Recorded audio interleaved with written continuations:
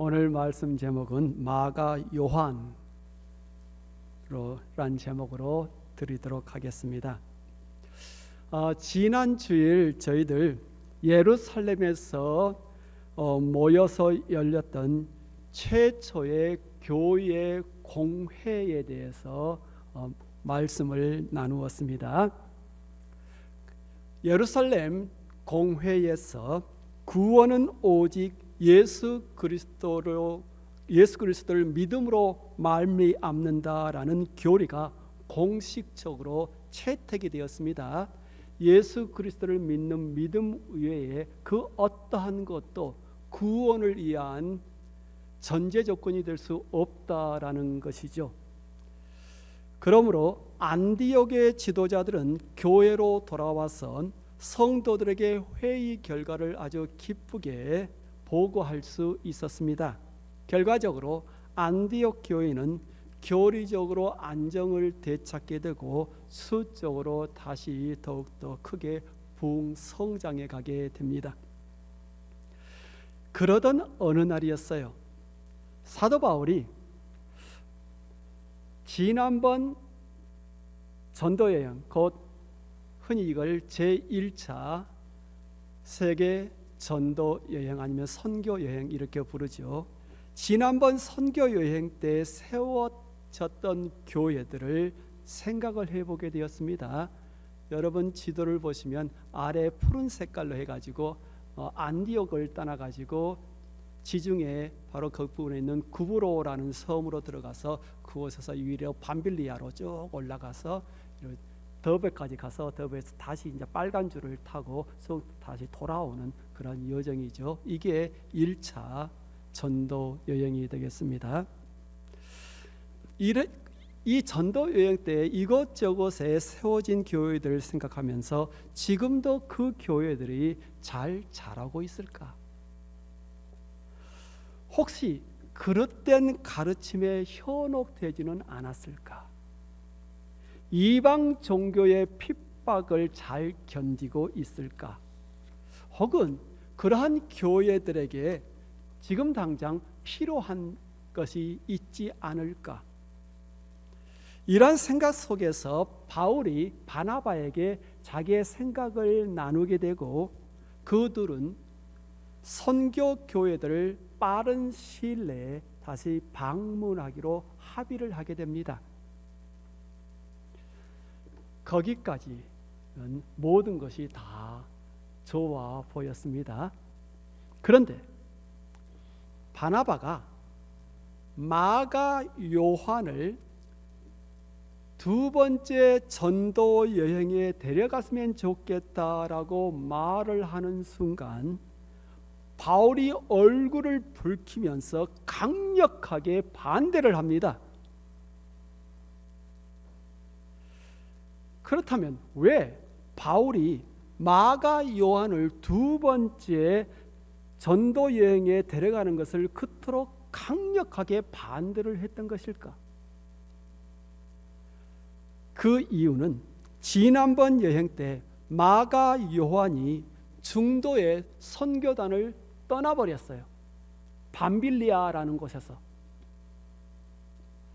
그러므로 그런 연약한 자를 다시 데려갈 수 없다라는 것이 사도 바울의 생각이었습니다. 그렇다면 마가 요한은 도대체 어떠한 이유에서 제1차 선교 여행 때 팀을 떠나가게 됐을까? 성경은 그 이유를 자세하게 우리에게 알려주고 있지 않지만 한 가지 분명한 사실은 마가 요한이 선교팀을 갑자기 떠나감으로써 선교팀에 아주 치명적인 상처를 입혔다라는 겁니다. 함께 길을 가야 되는데 어느 한 사람이 본인의 개인적인 이유로 그 팀을 떠나버리게 되면 그 팀이 굉장히 상처를 입게 되죠. 힘을, 동력을 상실하게 되는 거죠. 물론 성경은 마가 요한이 그 팀을 떠난 이유를 말하고 있지는 않지만 아마 선교 여행을 가면서 여러 곳에서 이 핍박이 많이 다가오기 때문에 그 핍박을 견디는 과정 속에서 너무 힘들었던 것으로 보이죠. 그래서 그가 중도 하차를 해버린 겁니다. 사도 바울은 그런 연약한 자는 선교팀에 적절하지 못하다라는 생각을 가졌습니다. 하지만 바나바의 생각은 좀 달랐어요.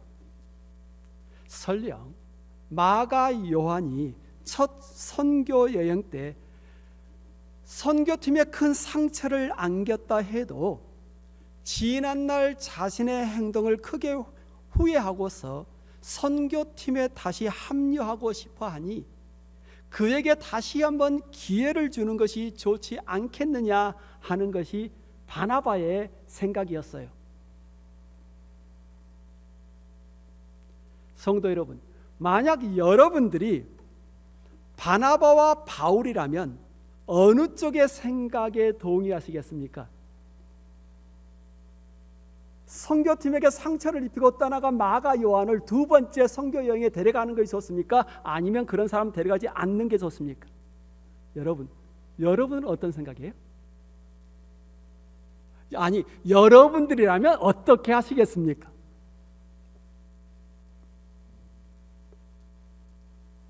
중요한 질문이죠, 사실. 여러 환경 요소를 우리가 고려를 해봐야 하겠지만 그와 동시에 각자의 성격과 지도력에 따라서 생각이 다를 겁니다.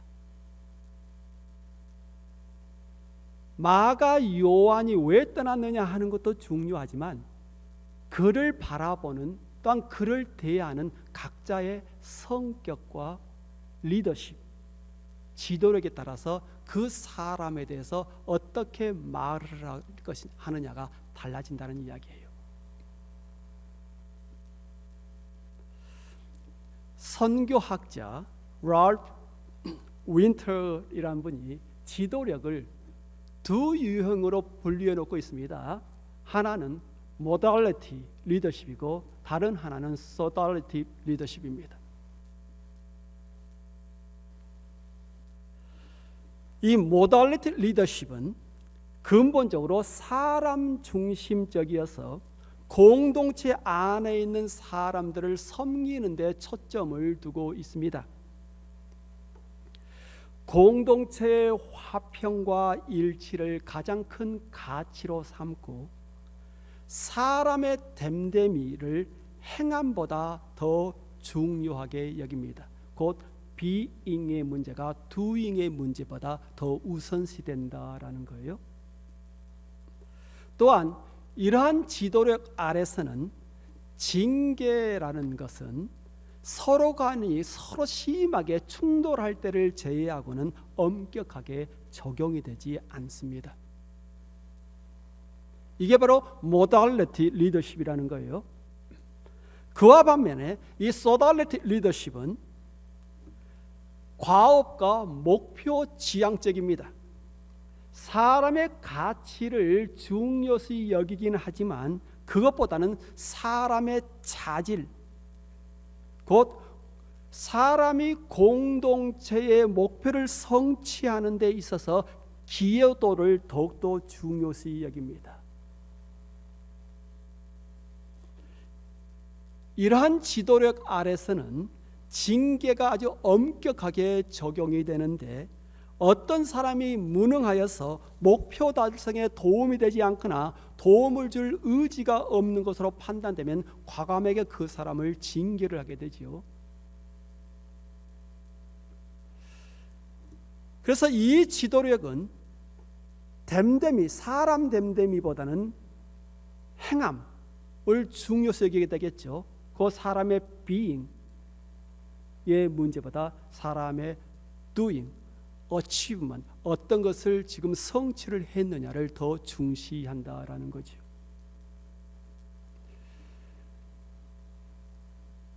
사실 바나바와 바울이 마가 요한의 문제로 크게 논쟁을 하게 되었던 그 원인은 마가 요한의 잘못 때문만은 아니었습니다. 바나바와 바울의 각자의 성격과 지도력의 유형의 차이였던 거예요. 바나바는 모더레이트 리더십을 소유했고 바울은 소달레이트 리더십의 소유자였습니다.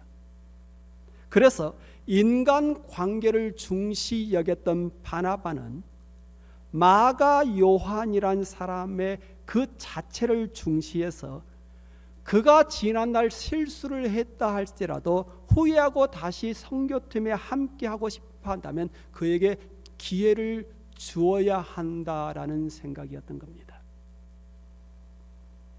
하지만 목표 지향적이었던 바울은 지난번 여행에서 불합격자로 판명이 된 마가 요한을 다시 데려감으로써 혹시라도 동일한 실수를 마가 요한이 하게 되면 또다시 선교팀에 치명적인 상처를 입히게 될 텐데 그러한 우려를 아예 제거를 하고 싶어 한 거죠. 그래서 각자의 내 자신의 성격과 나의 리더십에 따라서 사람들을 바라보는 것이 사뭇 달라진다라는 거예요. 그 사람이 어떤 사람이냐도 물론 원인이 되겠지만 나의 성격과 나의 리더십이 그 사람을 대하는 자세를 다르게 만든다라는 겁니다.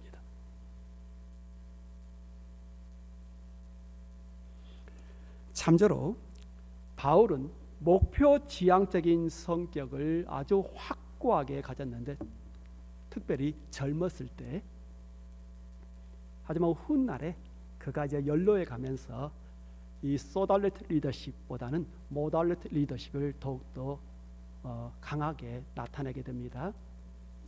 그가 이런 말을 합니다. 서신에서 자주 그의 성격을 알아볼 수 있습니다. 나는 아직 내가 잡은 줄로 여기지 아니하고 오직 한 일, 곧 뒤에 있는 일은 잊어버리고 앞에 있는 것을 잡으려고 표대를 향하여 그리스도 안에서 하나님이 위에서 부르신 부름의 상을 위하여 쫓아가노라. 그는 아주 목표지향적이었어요. 그의 삶을 다 살고 나서 그가 이런 말을 합니다. 내가 선한 싸움을 싸우고 나의 달려갈 길을 마치고 믿음을 지켰노라. 내가 목표를 세웠는데 그 목표를 온전히 이루고자 힘썼고 그 목표를 달성했다라고 말을 하는 겁니다. 바로 이게 바울이에요. 목표 지향적. 결국 목표 지향적 성격을 소유했던 바울은 비록 바나바가 자기 자신에게 있어서는 잊을 수 없는 영적 스승이요 또한 은사이긴 하지만 선교의 효율화를 위해서 바나바와 헤어질 결심을 하게 됩니다. 바나바와의 인간적인 관계도 중요하지만 선교의 효율화를 위하여 바나바와 결정을 한다는 거예요. 이 정도로 바울은 목표 지향적이었습니다. 그래서 오늘 본문에 38절 39절 이렇게 기록되어 있어요. 바울은 밤빌리아에서 자기를 떠나 함께 일하러 가지 아니한 자, 곧 마가 요한입니다. 마가 요한을 데리고 가는 것이 옳지 않다 하여 서로 심히 다투어 피차 갈라서니라. 서로 심히 다투어라는 이 구절에서 그 당시 마가 요한의 문제로 바울과 바나바가 얼마나 깊이 있는 갈등으로 논쟁으로 들어갔는지 우리가 엿볼 수가 있는 겁니다. 심히 다투었다 그래요. 바나바와 갈라선 바울은 이제 사일러스라는 동역자를 택해서 2차 선교 여행을 떠나가게 됩니다. 그런데 이 실라라는 이 분은 바나바와 마찬가지로 예루살렘 교회의 창립 멤버였고 또한 유능한 교회 지도자였던 것으로 보입니다. 그래서 예루살렘 교회가 안디옥의 교회가 세워졌을 때 그 교회의 형편을 알아보려고 조사팀을 보냈을 때 바나바와 실라가 함께 파송됐던 거예요. 특별히 이 실라라는 분에게는 예언의 은사가 있어서 선교 현장에서 그 은사가 기묘하게 쓰임받을 수가 있었습니다. 한편으로 이 기독교 역사를 쭉 이렇게 뒤돌아보면요, 이방 선교의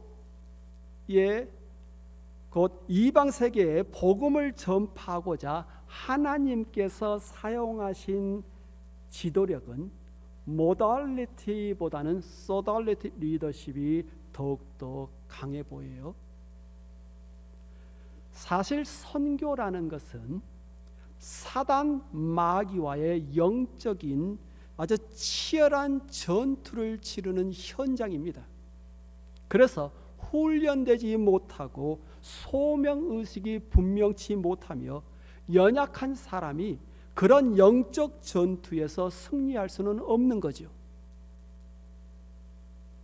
그러므로 사도행전을 보면 선교에 대한 분명한 소명으로 움직였던 바울이 인간 중심적인 바나바보다 선교 현장에서 더욱더 크게 쓰임을 받았던 것을 봅니다. 오늘 본문을 기점으로 해서 바나바라는 인물은 거의 이름이 거론되지 아니하고 이 바울이라는 인물만 부각이 되는 이유가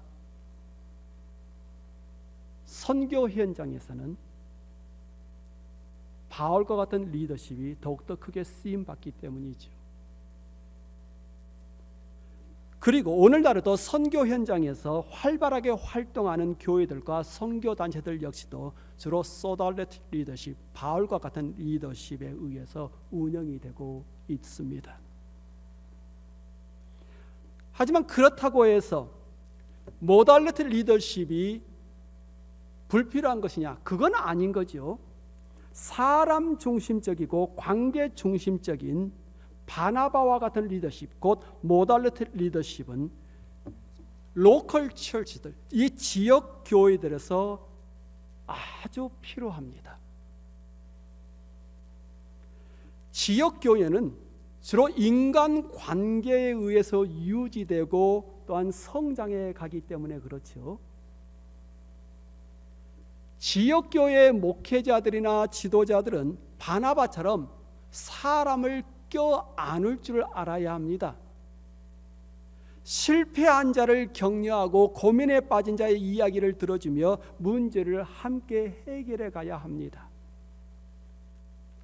빠른 시일 내에 실수와 잘못을 개선하도록 막 몰아붙이기보다는 사람을 관용으로 껴안아주면서 장기적인 변화를 추구하도록 도와줍니다. 과거를 가지고 사람을 평가하지 아니하고 그의 현재와 미래의 가능성을 중시하지요. 그래서 어떠한 사람이라도 지역교회에서는 포기할 수가 없는 겁니다. 과거가 어떠했든 현재가 어떠하든 사람을 포기할 수 없는 겁니다. 지난날 행동은 미워할 수 있겠지만 그 사람 자체를 미워하거나 포기할 수는 없는 겁니다. 이것이 바로 관계 중심적인 모달리티 리더십, 곧 바나바가 보였던 리더십인 거예요.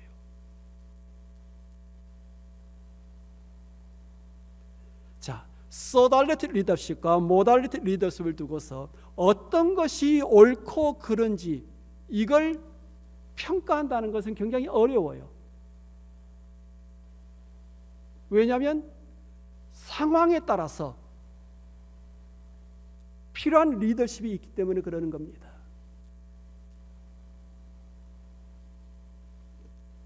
어느 지도자이든지 이 두 가지 요소를 동시에 소유하는 것이 좋습니다. 그래서 목회 현장이 필요로 한 리더십을 보이는 것이 옳은 거죠.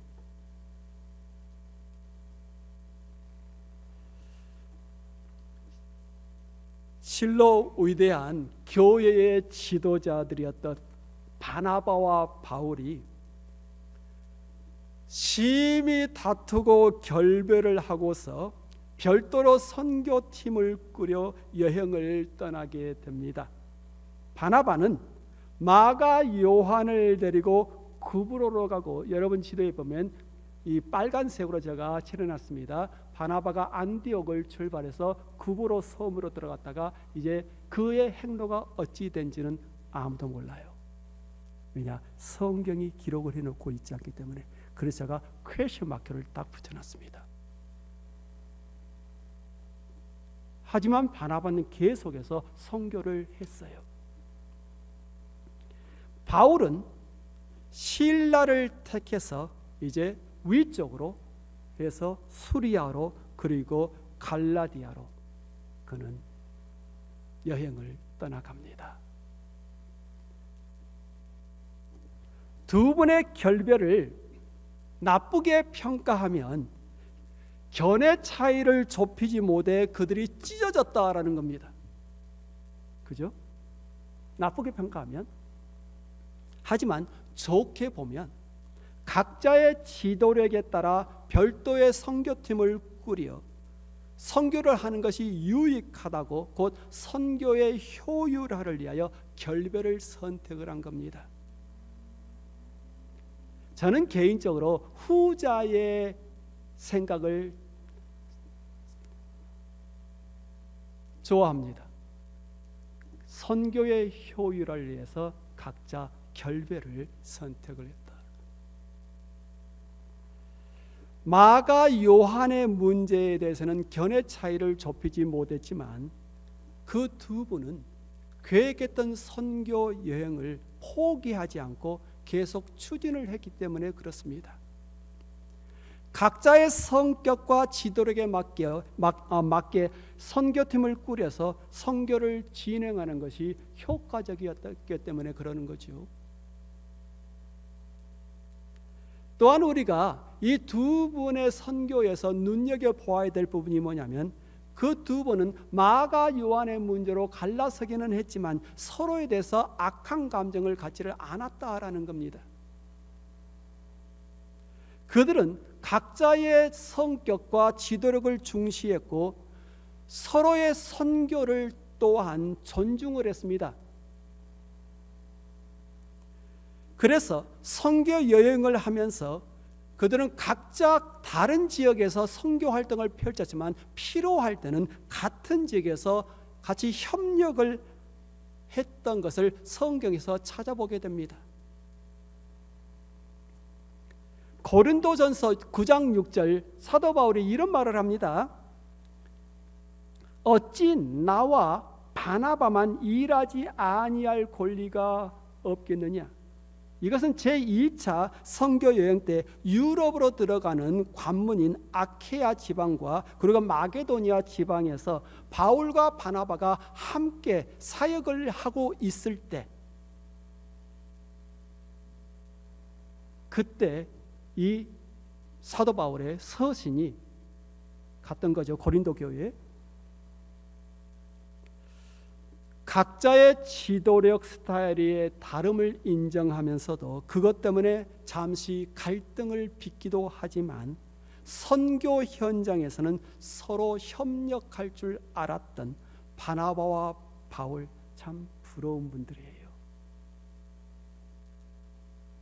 심히 다투어 그들이 결별을 하고 난 이후에는 서로를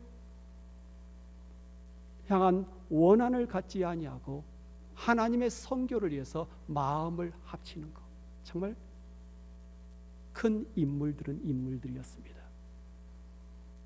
개인들의 감정에 얽매여 있지 아니하고 하나님의 선교를 위해서 마음을 모았던 분들, 참 부럽잖아요.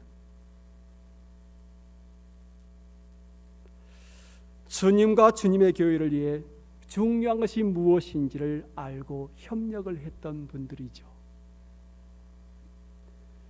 성도 여러분, 교회에서 또한 가정에서 또한 직장에서, 이건 우리 모든 관계 속에서 다 적용이 될 문제입니다. 의견 차이 때문에 누군가와 논쟁이 있었다고 해서 감당하고 있는 일 자체까지 포기해서는 아니 됩니다.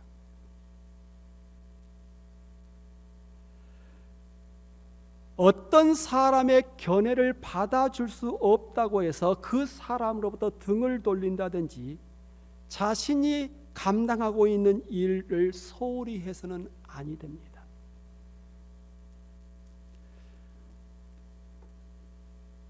다름이라는 것과 그리고 그릇됨이라는 것의 차이를 좀 분별할 지혜가 필요합니다.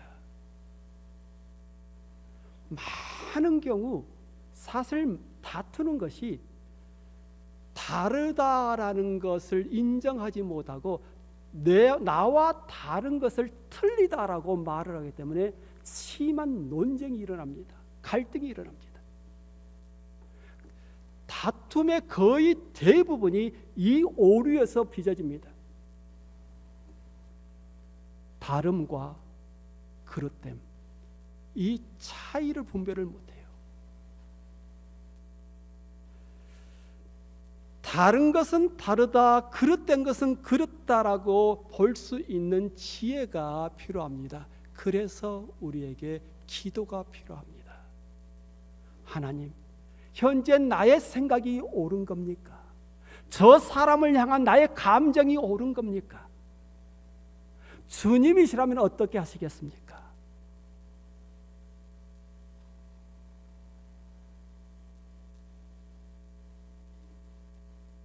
다름과 그릇됨의 이 차이를 인정하지 못해서 우리가 깊은 갈등 속으로 들어가지 않았으면 좋겠어요. 우선 다들 저의 말을 인정한다면 아멘 한번 해봐요. 아멘. 다름과 그름의 차이를 우리가 하나님의 성령의 지혜 가운데서 가졌으면 좋겠어요.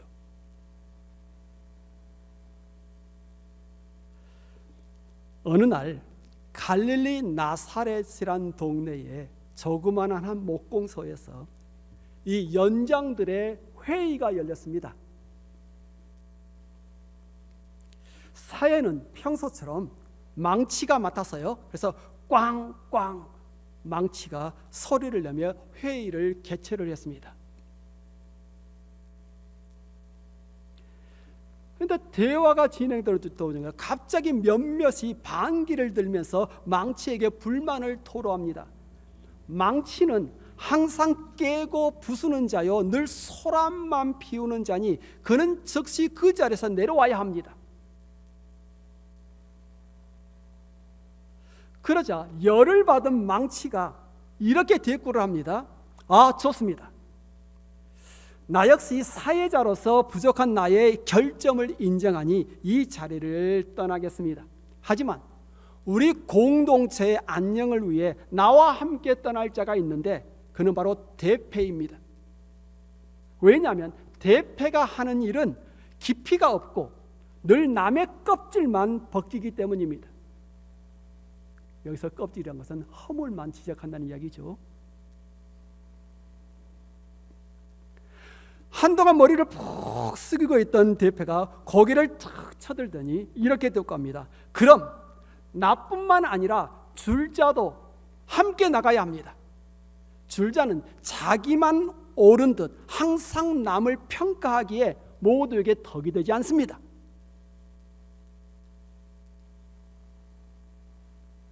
그러자 조용히 듣고 있던 줄자가 벌떡 일어서더니 톱을 향하여 날카롭게 말합니다. 그러면 서로를 합치기보다 분리만시키는 톱 역시도 여기서 가장 불필요한 자입니다.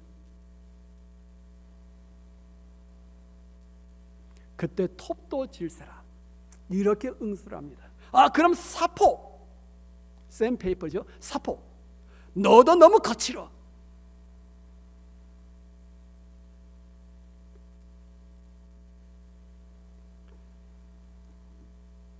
회의장 분위기가 너무 거칠어졌습니다. 그럴 때 목수가 들어옵니다.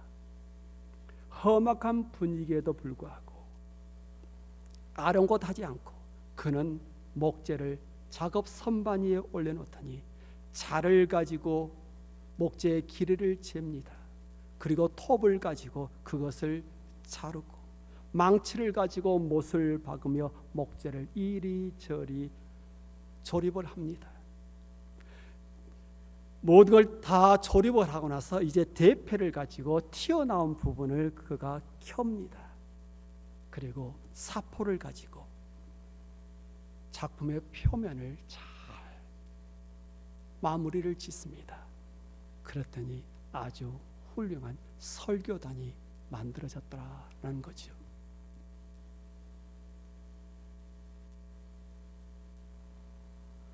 모든 연장자는 각자 달라요. 성격이 달라요. 하는 일도 달라요.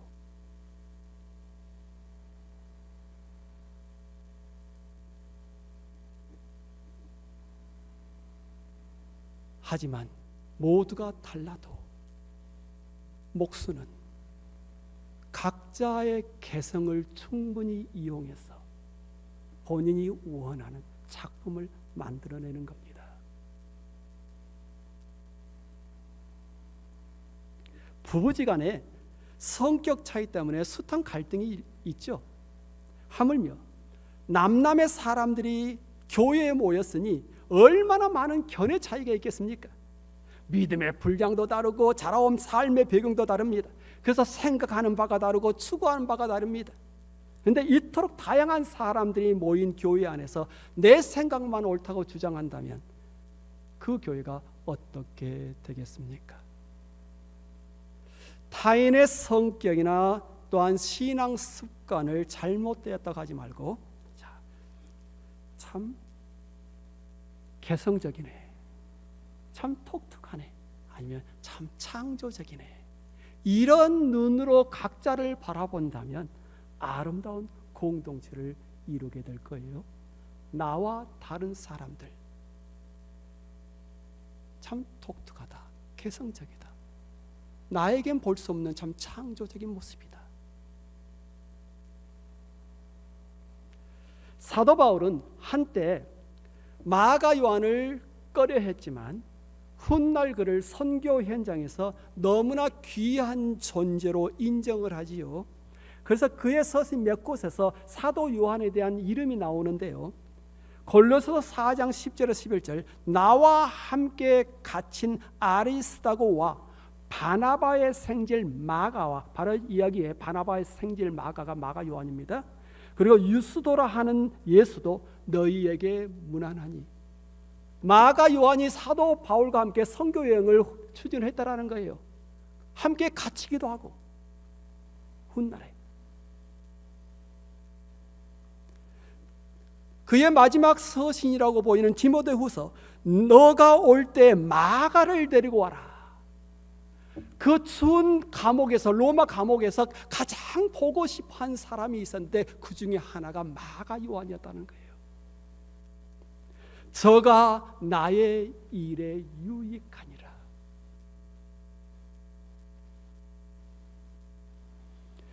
그리고 이 마가 요한은 이방 선교에서 바나바와 함께 바울과 함께 큰 공헌을 하기도 했지만 그와 동시에 예수 그리스도의 행적을 글로 작성을 했는데 그것이 오늘날 우리가 가지고 있는 마가복음이라는 겁니다. 그리고 이 마가복음의 토대를 해서 마태복음이 쓰여졌고 누가복음이 쓰여진 거예요.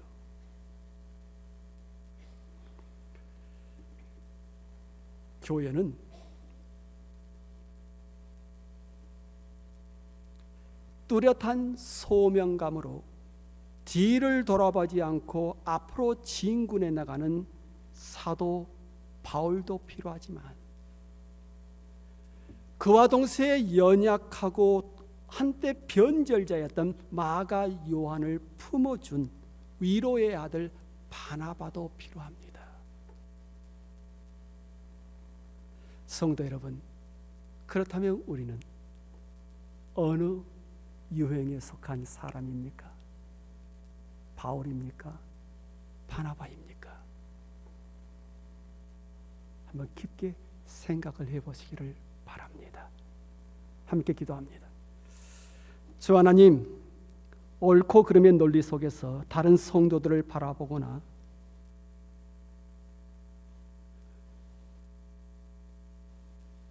또한 나와 같지 않다고 해서 다른 사람을 섣불리 정죄하지 아니하고 각자의 다름, 곧 하나님께서 주신 다양성을 존중하며 서로를 바라볼 수 있도록 하옵소서.